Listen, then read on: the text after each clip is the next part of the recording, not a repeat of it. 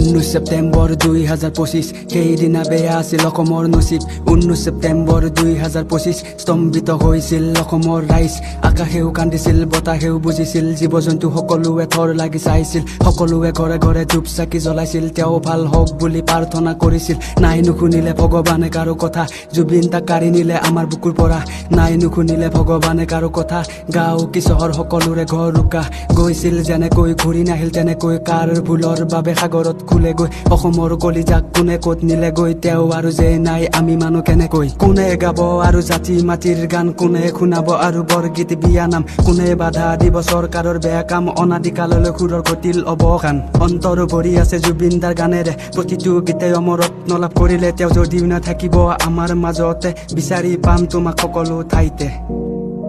তেওঁৰ এনে এখন পৃথিৱী আছিল য'ত নাছিল কোনো জাতি ধৰ্ম তেওঁ নিজে আছিল ভগৱান তেওঁৰ যিবোৰ কৰ্ম ভাগৰি পৰা নাছিল তেওঁ মানৱ সেৱা কৰি বিশ্ৰাম কি পাহৰি যায় সাৰে আছিল ওৰে ৰাতি